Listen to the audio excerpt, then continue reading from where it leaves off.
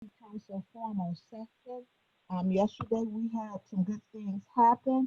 I think Linda already told you if you would like to join us on Facebook Live, you can do so by logging in to www.facebook.com/CP Brenda Jones. And if you have any questions, listeners, you will be able to just write your questions down, type your questions in on Facebook, and we will get answers for you. The Detroit City Council approved the resolution in support of the plaintiffs in Gary B. versus Snyder, acknowledging that literacy is a constitutional right after the Sixth Circuit Court vacated the panel decision made by the United States Court of Appeals for the Sixth Circuit Court ruling that students do have a right to literacy. The City Council continues to advocate the belief that literacy and access to quality education is a fundamental and inalienable right. The Detroit City Council also approved a contract to install cameras, hardware, and installation in 22 locations in Hyde Plaza, and that is to monitor activity and deter crime in Hyde Plaza, including vandalism. The cameras are placed where there is no expectations of privacy, and also there was no community engagement conducted prior to this contract coming to council because currently we are working on the community engagement ordinance, and it is only required when cameras are installed for illegal dumping. However, this issue is addressed in the proposed community engagement ordinance. The ordinance proposes community engagement prior to the approval of a contract to install cameras or the installation of a cameras, provided there is no interference in any covert operations to protect the safety of residents throughout the city of Detroit. Stay tuned for a future update on the completion of the community engagement ordinance draft. So now we had some great developments also that was passed on yesterday, and we will hear about these three of the developments with individuals that make decisions to invest, and I'm going to say invest in our city, and they choose to do it outside of the downtown location. One of my goals as the Detroit City Council president and an at-large council member is to ensure that developments within the city of Detroit are community-driven and equitable to the residents and to the city of Detroit. That means ensuring that Detroiters are engaged, that Detroiters have access to jobs, that Detroiters have access to affordable housing. That also means ensuring that the approval of a tax abatement is in the best interest of the city financially. So good afternoon to my guests, Mr. Jackson, Mr. Corey, and Mr. Paluzzi. And you gentlemen are developing the very first Chipotle in the city of Detroit. Congratulations and thank you. So if you guys can just tell us about the new Chipotle, and do you have any other developments in the Detroit neighborhood coming? Good afternoon, Council President. And, of course, you are my leader, and I'm a Detroit resident. And we thank you for your leadership and appreciate what you have done to sort of continue to challenge those of us in the development community to be inclusive, to make sure that we are bringing Detroiters to the table, but also at the same time fostering a good business environment for development.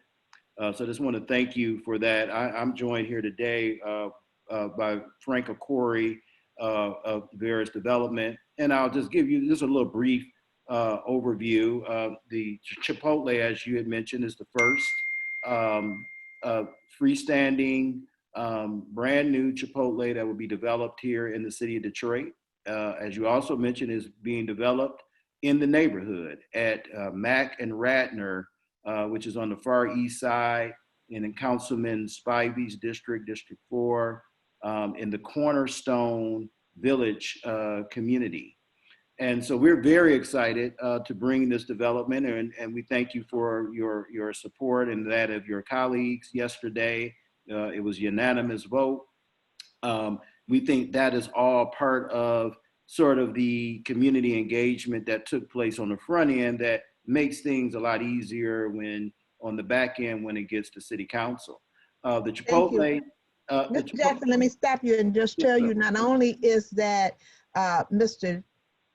Member Spivey's district, it's also Council President Jones' district as well, and I also will be visiting the Chipotle as well, because it is also in my neighborhood and it is in my district. And if I didn't know any better, I would have believed that when you guys started this project, you actually knew about my community engagement ordinance. So yes. You know, you guys have done a good job with community engagement. Go right ahead. And so, right, so we definitely look forward to you being there as one of the patrons. This project is very exciting that it comes on the heels of 3 years ago. This same group, Paradise Valley Partners, which is myself and Nate Ford, working with Joe Paluzzi and Frank Arcori, the Various Development, brought to that same community, that same neighborhood, a brand new Starbucks, which was, other than the Starbucks at 8 Mile and Woodward, is a freestanding Starbucks nestled in the middle of a neighborhood. And so that project has been very successful. We have talked with the management of that Starbucks. They range at about having about 60 to 70% of its employees are Detroit residents. Depending on the time of year, they range between 40 and 60 employees at that location. And so we anticipate a very similar type of involvement and inclusion as relates to Detroit residents at the Chipotle. The Chipotle is a sort of a fast casual restaurant that will have both indoor as well as outdoor seating and dining capabilities. It's about a 2,400 square foot site. You have a indoor seating of about, I think it's about 45 interior seats and about 20 outdoor seats. And there's a unique component to this location that actually was implemented pre-COVID-19, but is going to be very timely. It is a drive-up window, unlike where you have drive-through restaurants that have a squat box where people order at the box and then they go to the next window to pick up their order. This drive-up window is only for patrons who have ordered online, have paid online, and they will just come. They will be given a time. They have already paid, and it'll be a specific time for their pickup. And so DoorDash, Uber Eats, or even an individual patron who has ordered online will use this pickup window. And so it's actually probably going to be a model for other restaurants that you will see coming online in the future because of the pandemic and because how now people are dining and shopping differently. So we're very excited that that component was already built into this development, this project. I will just say real briefly about a little bit of the community engagement. Yes, we are very much aware of your ordinance. And fortunately, my partners and I, we have already, that was something that we didn't necessarily have to be told what to do. I've learned from you. And you know, over the years, we know you go directly to the community first. And so we engaged Councilman Spivey, of course, because that's his backyard. And he worked with us very closely on the Starbucks, putting us in touch with the East English Village Community Association, as well as the Cornerstone Village Association. We had a stakeholders meeting initially with just the leadership of those organizations, where we met with them, as well as representatives from the Detroit Economic Growth Corporation. Councilman Spivey was there. And then we worked out a lot of some of the real basic issues that we know that the community would want to have addressed. And then those organizations invited us out to actually then make presentations directly to their membership at their monthly meetings. And so we met with the leadership, then we met with the actual organizations at their monthly meetings, answered a lot of questions, showed the renderings, talked through the whole concept, everything from hiring to operation and hours and design. And then we also canvassed the adjacent neighborhood, the street where it will be located at Radnor, and met with the individual residents there to find out what their concerns were, because they're going to be directly impacted living directly adjacent or next to the facility. And so that was a strategy we used with the Starbucks. We just replicated it. It's very much along the lines of your ordinance of how you engage in every step and using that input into the process. And then, of course, all that information we garnered went back to the Planning Commission, who the Planning Commission then was able to take some of the things the community wanted, and it was actually put into the ordinance, and it ultimately became part of their recommendation and what City Council voted on. So we're really excited about that process. I'll let Frank just maybe speak a little bit just to Chipotle itself and some of the offerings, and also the timeline when we're going to start construction and when we anticipate completion of the building. Thank you. Thank you, Chris. Good afternoon, everybody. I'm Frank Arcori from Veris Development Group. Really appreciate your time and appreciate you guys allowing us to present our exciting Chipotle development. Obviously, throughout the last couple months, it's been unprecedented times, and we were actually concerned that Chipotle would consider or reconsider the site. But fortunately, they're committed. They're excited. They're happy to be part of Detroit and all the momentum that's taken place over the last number of years. So we're excited to once again get going. Hopefully, we're going to start construction here in the next 30 to 45 days.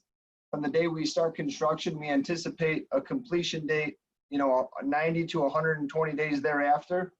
So we like to think by the end of the year, we'll be able to be eating at Chipotle on Mack and Radnor. As Chris alluded, it's roughly a 2,400 square foot building with an outdoor patio of 340 square feet. The interior allows for 46 interior seats and an additional 20 exterior seats as well on the outside patio. The makeup of the building will be a combination of really cool modern features, featuring a little bit of brick, ephes, and some cool metals that are really architectural pleasing and a little more forward thinking as well. With that being said, they Chipotle anticipate having roughly 20 to 35 employees to start, and then once again, based on how well the store will do, they'll probably adjust accordingly. I think, I would consider this store to be a pre-top performer, just based on all the success of the surrounding area, the Starbucks, and how well that community or that area has patronized the existing businesses that are around that area. We were told that the hours of operation are going to be roughly 10:30 a.m. to 10 p.m. And Chipotle is looking to also have a liquor license to potentially implement the offering of beer, wine, maybe margaritas and liquor, as they continue to evolve the business and their business model. It's not going to be a bar, but once again, Chipotle is doing everything that they can to think outside the box and to put themselves in a position to be successful in the future. So, you know, with that, I concludes my presentation and a brief summary. And once again, I thank you for taking the time to listen to us. And if there's any questions that can be asked, we're happy to answer them. Thank you again. Thank you. And I just want to ask you all one question, a couple of questions. And one of the questions that I'm going to ask you is about the community engagement ordinance, and why do you think it's so important to get people in the community involved up front, as opposed to waiting until later? So in our experience, you know, transparency and relationship building is kind of how we, you know, is how we pride ourselves as a company. And we've learned, you know, in years past, when, you know, you surprise your neighbors by, you know, knocking down buildings or starting construction, or not making the entire community aware of what's taking place, it's just not well received. And our approach over the years has been community involvement and outreach for all the right reasons. We're not looking to ruffle any feathers or uproot anybody's, you know, daily lives or activity. So it's something that we take pride in, and hope that we cultivate relationships that, you know, don't only start now, but, you know, will last forever, because, you know, we're having a lot of success in the area. And, you know, in a perfect world, we'd like to continue to bring more opportunities and great developments to the community. And I truly appreciate everything that you all are doing in the community. Also, you talked about the employees and how many are Detroit employees, how many actually live in the city of Detroit. Sure. Can you talk about why you think it's also important to hire Detroiters, and how have you had the success of being able to get Detroiters to work in your business? So, well, Frank, let me just add one thing before, and I'll let you go. One of the things that happened with Starbucks, Council President, and is happening here, and Frank can elaborate, it's tied to the community engagement on the front end. Because when we went to East English Village and we went to Cornerstone, we also, to get their support for the project on the front end, we then also had that line of communication with those organizations, and we shared with them the links and the applications to the links. I mean, the links to their applications when it was time to do the hiring, and they were able to get the word out to their membership and throughout their association. And so the two are sort of interconnected, that your community engagement, it feeds your project as far as your hiring. It also feeds your project as relates to marketing and your customer base, because we got the community excited about the project on the front end. They bought into it. And then now, of course, that Starbucks is a very high performing Starbucks, and a lot of people are shopping there. So I just wanted to mention how the connection between those. And then we also are going to work with Detroit Workforce Development this time around also to plug them into the process. And Frank, I'm sorry, I'll let you finish up on that question. Yeah, so it's a great question. I like to think that most of, if not all, the brands and tenants that we've aligned ourselves with take pride in community outreach and overall community involvement for all of the right reasons, from the ability to hire, you know, qualified staff members, from being able to Chris's point, attract a kind of a built-in customer base, if you will. You know, Chipotle and Starbucks, you know, very rarely do they close stores. And a large part of that is when they open, they like to make an immediate impact in the surrounding area, and they invest their time and resources into the surrounding area and communities to allow for long-term success. And we can't necessarily speak to how many people that they'll be hiring from Detroit, but based on our conversations and the way they've done things, previously, we're very confident that, they'll be north of 60% employee opportunity by the city of Detroit residents. So we're excited about that as well. I truly, again, appreciate what you gentlemen are doing in the city of Detroit. I thank you for what you are doing in the city of Detroit and in the community. I truly thank you for that. And I'm hoping that you gentlemen can stay around. Just in case there's any questions, you'll be able to answer the questions that the callers might have or the Facebook watchers, viewers might have. So thank you again. And I'm going to move on to the next thing that I wanted to talk about. And joining me is Kimani Jeffrey and Derrick Headd from our Legislative Policy Division from the city of Detroit. And they work very long hours to ensure that the community's voice is heard within developments and that the city of Detroit benefits financially also from development. Mr. Jeffrey, we just heard a great example of a developer taking the initiative to do community engagement prior to coming to city council for approval. Can you discuss the importance of community-driven engagement in developments and how you and other members of the Legislative Policy Division work to ensure that the community's voice is heard? Yes, thank you, Madam President. Just quickly, I want to tip my hat to the developer, Mr. Chris Jackson and Frank Arcori. I just have to say that they did an excellent job with their community engagement. All community engagement is not created equally. On a day-to-day basis, we see developers coming in, across the spectrum.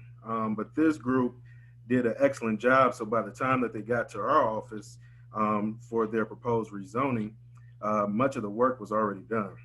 So a lot of what I did was I went to, verify the things that they told us, make sure that the community was aware, just to speak to people. I went out and canvassed, and everybody was excited about the project when I went out to verify everything that was said, and everything that they told our office, checked out. And people were excited, people were already in the know. So we didn't have to do too much for this project because of how they work with Councilman Spivey's office, as well as other members. And I just want to tip my hat off to them. Community engagement is so important because, like Mr. Jackson said, when there's a lack of community engagement, we can see, I'm sorry.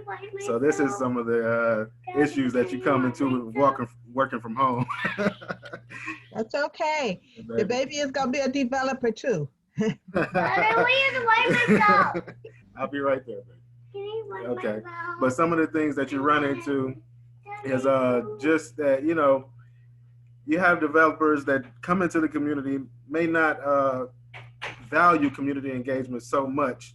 And so then you have an issue where once people see, a groundbreaking, you have chaos. And so, when you have people coming to the public hearing, when the first time that they hear about a project is at a city public hearing, that never goes over well. So it's always good that we have, developers that do the front end work, reaching out so that they're the first face that the community sees and not a public hearing notice from the city. And every time people invest in the community engagement up front, the process is much easier on the back end, where, you have a much easier time. And sometimes it's hard trying to convey this to developers, but, with this group, we had no issues. They had already covered all the bases. And I just congratulate them for how smooth this process went because of what the work that they put in up front and working with all city departments and council members. So I want to thank you. Thank you so much for that. Mr. Jeffries, thank you so much for that. And also working alongside with Mr. Jeffries is Derrick Headd. And he also worked long hours. I think that whole group worked long hours So, Mr. Head, and thank you also for being here with us today. Can you just outline the cost benefit analysis done by the City of Detroit and the Legislative Policy Division to ensure that the tax incentives being requested by developers are financially beneficial to the City of Detroit? Thank you, President Jones. And one thing I just want to say, to hear my colleague, Mr. Jeffrey, go on so positively about the developers and how they perform with the community benefits process speaks in volume, because Mr. Jeffrey really reserves his comments. And for him to say that's amazing. Right. Well, let me tell you, President Jones, that I really don't get many projects as easy as this one. This project came through with no incentives. This was an unincentivized project. So this is just all upside for the City of Detroit. As you say, we take a look at these projects and we look at the cost benefit analysis. I commend them because all the tax benefits come to the City of Detroit. So what we do is that we look at the tax incentive, how much we're giving up to the developer, which is really the city's investment in that project. And then we look at what we receive in regard to property tax increases, in regard to income tax increases. So for this one, this is just all upside. So once again, my hat goes off to the developer to pull this off without incentives. This is phenomenal. Phenomenal, and I also thank the developers, and thank you for everything that you do, Mr. Head, as well. And then I know sometimes we have tax abatements that might be rejected due to the developer failing to prove the need for the abatement. And so we didn't have that problem with you guys because you didn't need a tax abatement. You did everything you needed to do ahead of time and talking to the community. And I remember a few years ago when you guys was out talking to the community about what you plan on doing. And so I just want to say thank you to you all. And again, take my hat off to the developers. And so don't go anywhere, because we're going to move on to another great developer, and that is Nancy Tellem, who will convert a 133-year-old Queen Anne building located at 110 East Ferry into a women's social club to be operated as Bass Blue. And the total value of the investment is just over $3.3 million. Most of the dollars to be invested are related to the construction costs to restore the historical property.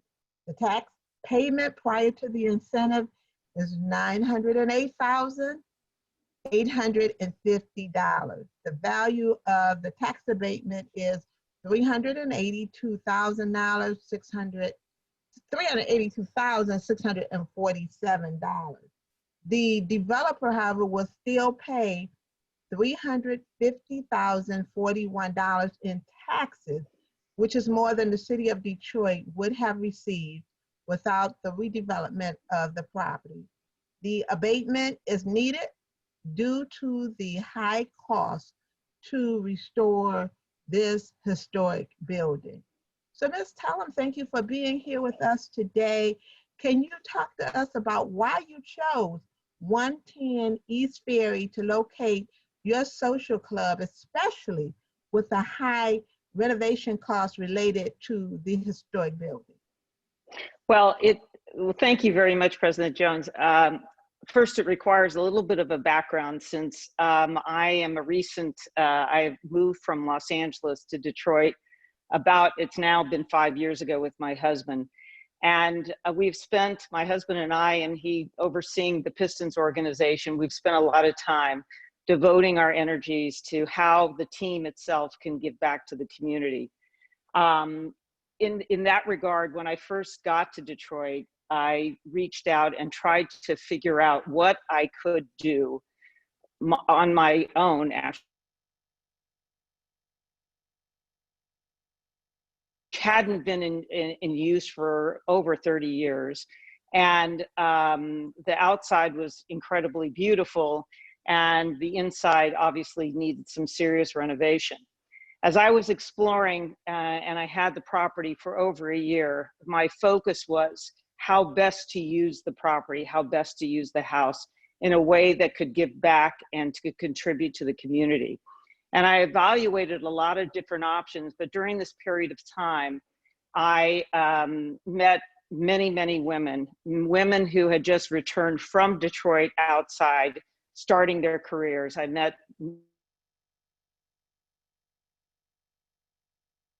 that all needed the support and really didn't have a place to actually come together, convene, and collaborate.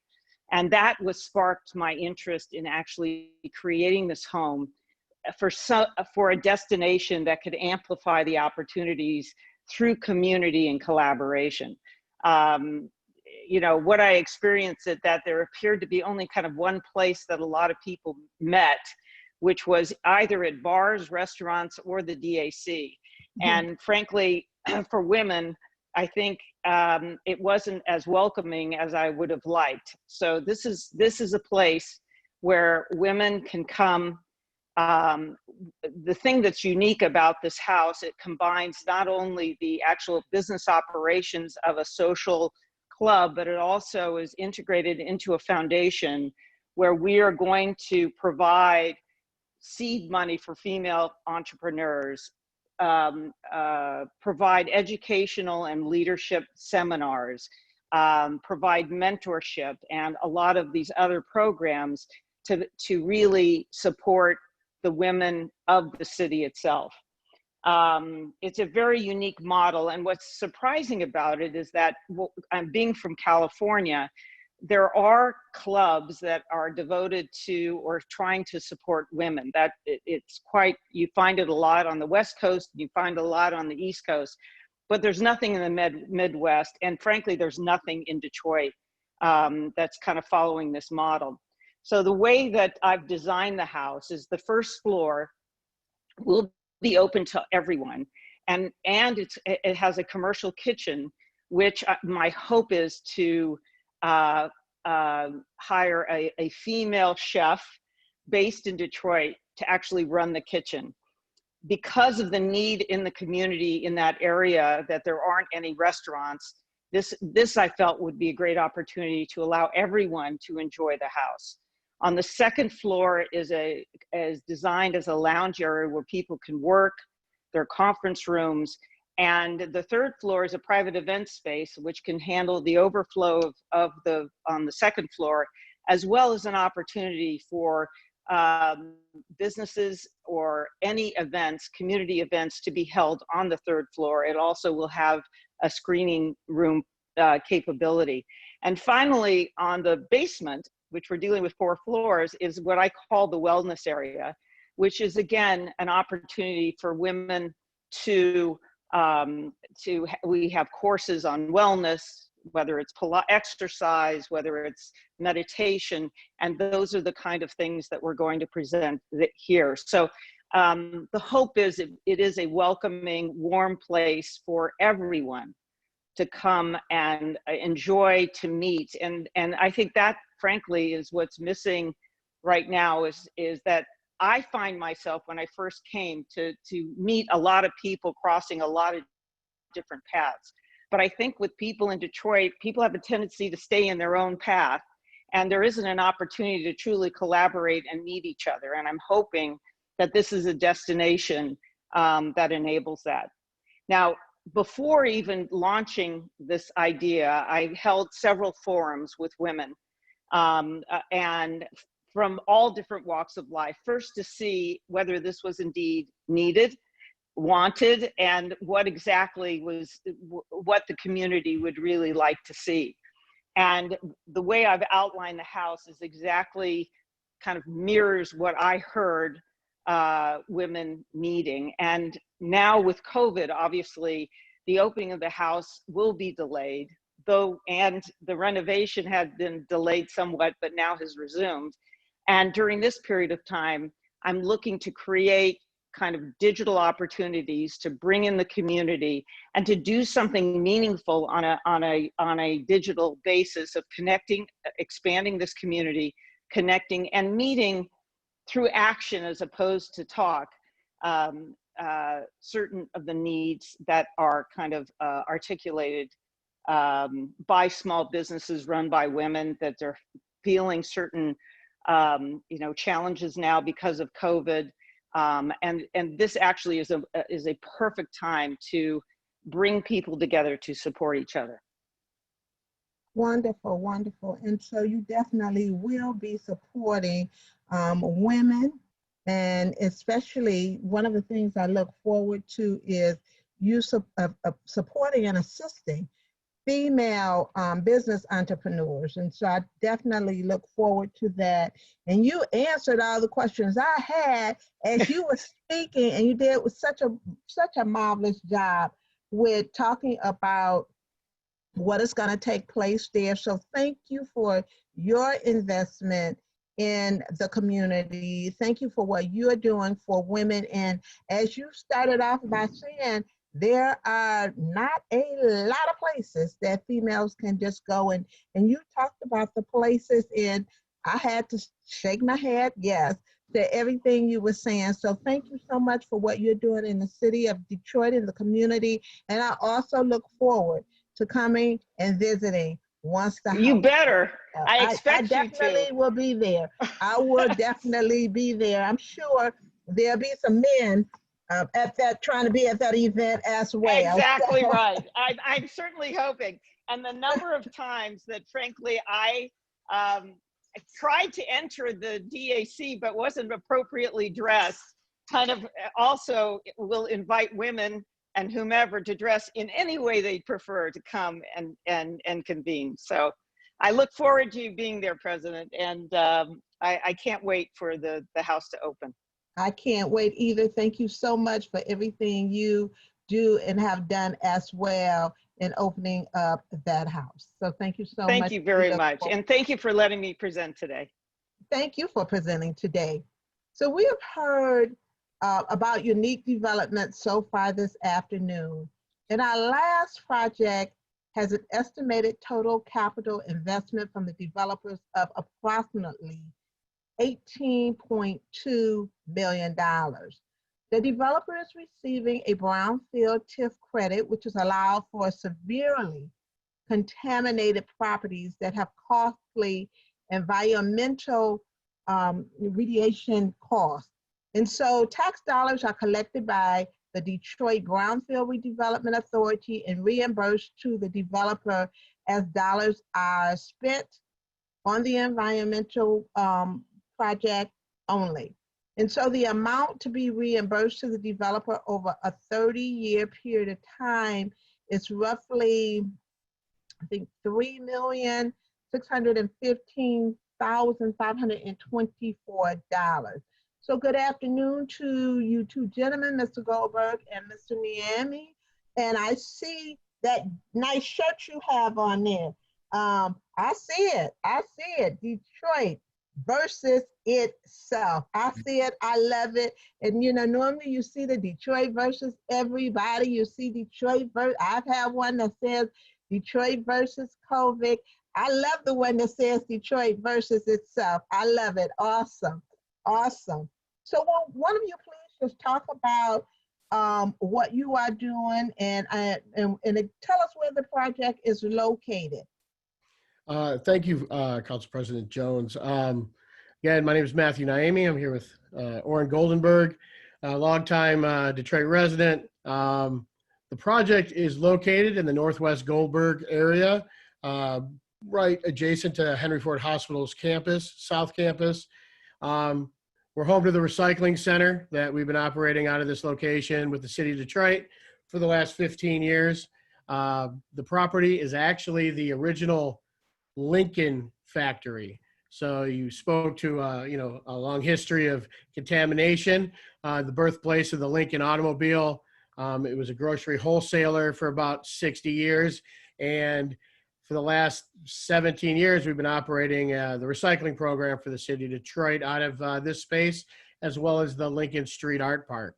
We kind of arrived at our mission-driven project here in order to not only sustain the physical building, but the environmental causes that we've been able to really grow, the community of recyclers in the city of Detroit, as well as maintain our public space, Lincoln Street Art Park, which is a well-attended, safe space in the city of Detroit for art and expression. A big component of our project, as you kind of highlighted, is really maintaining what we do here while we can provide low-income housing for the neighborhood. As non-traditional developers, when we were faced with a path forward, we had to really explore all the options that were out there. What we didn't want to do was create a project that traditionally would displace an artistic community, low-income current residents, or and attract and serve a community that typically gets priced out of new developments. So as we built the model for what we were trying to do, we had to learn how all the tools that developers use. As a garbage man and Oren is sort of a filmmaker, we had to really tap into all the networks and learn all the tricks and tools, and then pose the question that we posed at every meeting, every step of the way, this is how we want to do it. How can we get there? And we're trying to crack the code on what is typically gentrification, and we believe we have done that. Obviously, we want to get the project complete, but major components are working with maintaining a capital stack and really putting people over profit. All right, and I truly appreciate that. Talk about why you feel that because you have affordable housing, and also not just affordable housing, affordable parking as well. And I think that is so good. So talk about why you feel it is so important to have affordable housing, and that the quality of the affordable housing units are equal to the quality of the market rate units. And then also talk about the parking and why did you decide to offer affordable parking? Because we know parking can sometimes be straight up the ceiling. So talk about that.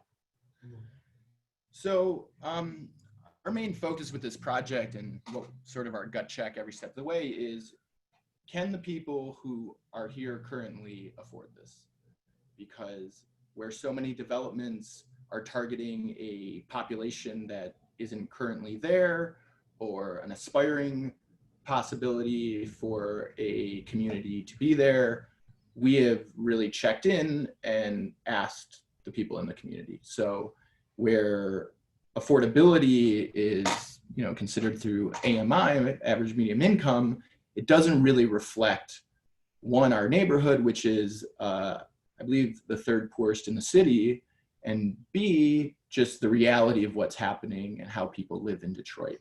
We've thought a lot about how people share homes, how that's a very traditional way to live in Detroit, the sharing of a single family home, but there's really no market study or market value to that sort of living. So you can't really assess what the market price for that shared living environment, what people are willing to pay, unless you are talking to people or renting spaces like Matt and I both do in our properties in Midtown. So even though affordability is set through AMI, we have pushed against that and really argued that what is considered affordable is not truly affordable for the people who this is targeting. And it's not a federal program such as HUD. This is really, we are trying to show that if your intentions are correct, and if your goal is to build stuff for the people here, then you have to push back on affordability and really define what that is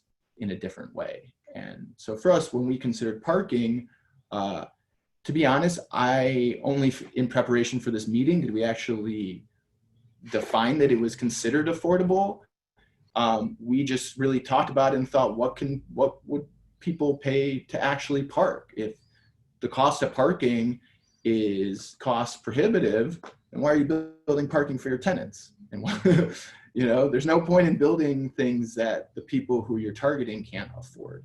And you know, we're targeting Detroiters, artists, middle income workers, people who you know, have practices including their job, you know, might need additional space. You know, we're really trying to create a development that has true affordability, but also has market rate prices, because we also believe in mixed living, and that one of the greatest powers of bringing people together is, you know, if there's diversity, both through race and ethnicity, but also through income and economics, that you create a beloved community and a truly powerful one. So. Thank you so much for that. And lastly, I want to just ask you, I talked about your brownfield credit. Please explain your need for the brownfield credit and talk about the condition of the building. So obviously the building is about 115 years old. It began as one room, and it was all put together in order to serve the growing automotive needs.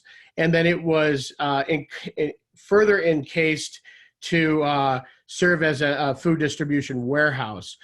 So in that long history, there used to be the train tracks rolled through our property. There was discontinued alleys. There was a foundry at one point. There was a chrome plating operation that was done in an area that had been covered up. So in order for us to fully get it, the property to a standard that would allow residential, and, you know, to mitigate any possibility that what is here would leach out, we did a full environmental study, and that is what has driven the cost up. We're going to fully remediate what we have to provide safe residential housing, and as well as we are going in our capital stack. We have qualified for historic tax credits. So the footprint of the building that we are leaving not only is going to be environmentally cleaned up, but is going to be historically restored on the exterior to the footprint that it was when it was the Lincoln factory in 1922. So yeah, we're trying to do everything possible we can using all the tools in the bucket in order to provide low-income housing, historic renovation, and environmental remediation. And I would say one of the reasons it's so important is because, you know, we've asked from our lenders and from the community here for everybody to pitch in, and the brownfield is the way that the city of Detroit can pitch in and really help projects that are truly, you know, we couldn't do it without. My answer is we couldn't do it without it, because the margins are so close as it is. Without that incentive, it would be financially impossible. So we really appreciate it and feel that the city has our back on the project, which is great. Okay. One last thing I'd like to add is, you know, the one constant that has been on this property for the last 15 years is our relationship as the City of Detroit's recycling program and our community there. So our longest supporter of this space has been our relationship with the City of Detroit. Thank you, gentlemen. Thank you so very much. I want to give an opportunity to see if there are any questions. And I want to just say kudos to all three of the developers that we've heard from today. They have all invested in locations that would otherwise be obsolete and not be financially viable to the city of Detroit. In addition, they are preserving historic buildings, providing jobs, engaging the community, and providing access to affordable housing and parking within the city of Detroit. We are able to see community-driven and equitable developments in the city due to a constant push and standards set by the Detroit City Council to bridge the gap between development and community. And because when we work together, guess what? The whole city benefits. And so now I'm going to open it up for questions for our developers. If you have any questions, You can press *9 on your phone to raise your hand, or you can ask a question on Facebook. Do we have any callers? I do see one hand right now, and that is caller 687. If we can unmute caller 687, and if you can ask your question. Caller 687, if we can. Yes. Yes. Good afternoon, Councilman Good afternoon. Brenda Jones. This is Brenda Butler. Good afternoon. My question is for the 110 East Ferry Street project. I would like to know, what is the name of the house, and do you have a website yet? The name of the house is Boss Blue, BASBLUE. And there's actually a story behind that, which I don't need to belabor at this point. We are now designing that site. We hope to have it up in the next 2 weeks, and it will be bossblue.com.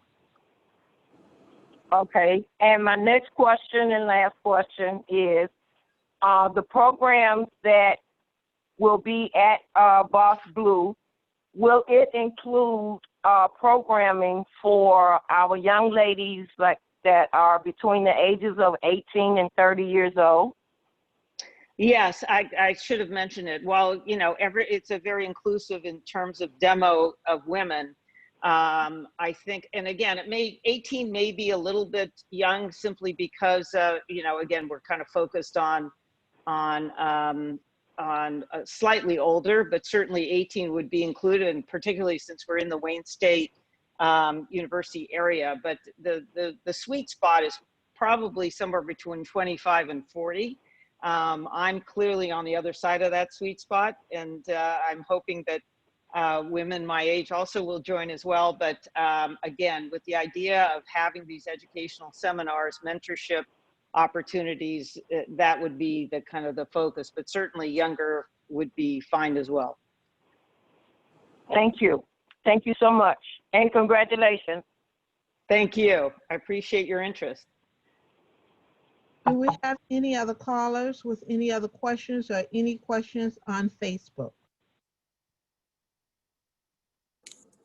Madam President, I see no hands in the line here on our Zoom call. Facebook, do we have any questions on that side? No, Council President, no questions from Facebook.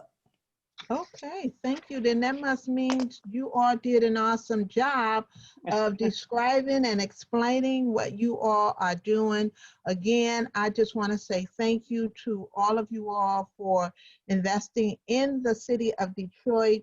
And I always say there's more community than there is downtown. And that's what you all are proving. There's more community than there is downtown. So I'm not going to continue to hold you all. We have a few minutes left, but I just want to again say thank you to everyone who joined me this week from the council table. Please join Councilmember Ayers and myself again at 5 p.m. today for a digital small business empowerment fair when the General Services and Human Resources departments will tell us about job openings. If you are a restaurant owner or employee, you definitely want to join us to learn about the city's outdoors cafe permit process. Governor Whitmer has lifted the order for some places and restaurants so that they can reopen this coming Monday. Friday at 9 a.m., Police Chief James Craig and Detroit NAACP branch, Reverend Wendell Anthony, will join me for coffee and conversations when we will discuss the protests of George Floyd's killing from a local as well as a national perspective. Please follow me on social media or visit my city website at www.detroitmi.gov/Brenda Jones to be added to my email distribution list.